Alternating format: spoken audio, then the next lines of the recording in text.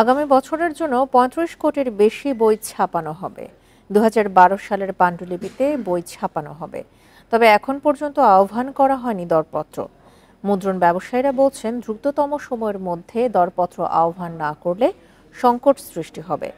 NCTB অবশ্য বলছে, ১ সপ্তাহের মধ্যে দরপত্রের প্রক্রিয়া শুরু হবে।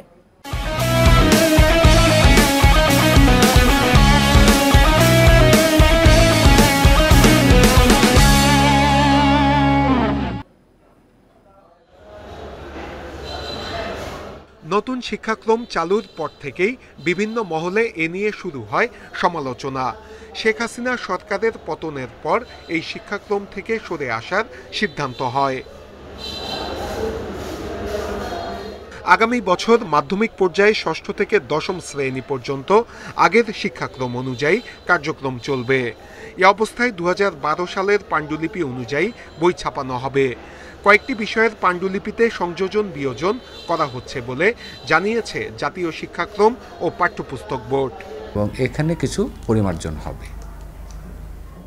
হবে।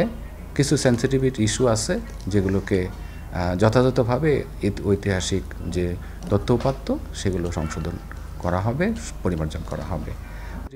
এদিকে ষষ্ঠ থেকে অষ্টম শ্রেণীর বই ছাপানোর দরপত্র মূল্যায়ন করা হলেও আগের শিক্ষাক্রমে ফিরে যাওয়ায় সেটি বাতিল করা হয়েছে। এখন নতুনভাবে দরপত্র আহ্বান করবে এনসিটিবি। সামনে 2025-এ যে বইগুলো যাবে সেটার জন্য করা হবে। এর জন্য একটা রিটেন্ডারের প্রক্রিয়া শুরু হবে বলে মন্ত্রণালয় আমাদেরকে আভাস দিয়েছেন। মুদ্রণ ব্যবসায়ীরা বলছে, প্রথম থেকে দশম শ্রেণী পর্যন্ত ৩৫ কোটির বেশি বই ছাপানো হবে। ছাপানো এবং পৌঁছে দেওয়ার জন্য সময় লাগে ৯০ দিন। দ্রুততম সময়ে দরপত্র আহ্বান করা না হলে নির্দিষ্ট সময়ের মধ্যে বই ছাপানো যাবে না। টেন্ডারের জন্য রিটেন্ডারে মাত্র 1 সপ্তাহ নোটিশ দিয়ে টেন্ডার করা যায়, বিজ্ঞাপন দিয়ে। এখন টেন্ডার মূল্যায়নের ক্ষেত্রে এনসিটিবির পারফরমেন্স থাকতে হবে ভালো।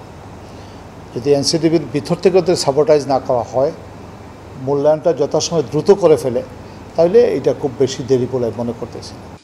এদিকে আগামী বছর থেকে আনুষ্ঠানিকভাবে কোনো বই উৎসব হবে না, তবে শিক্ষার্থীদের হাতে স্কুলেই নতুন বই তুলে দেয়া হবে বলে প্রাথমিকভাবে সিদ্ধান্ত নিয়েছে শিক্ষা মন্ত্রণালয়। নূরে আলম, ইন্ডিপেন্ডেন্ট নিউজ, ঢাকা।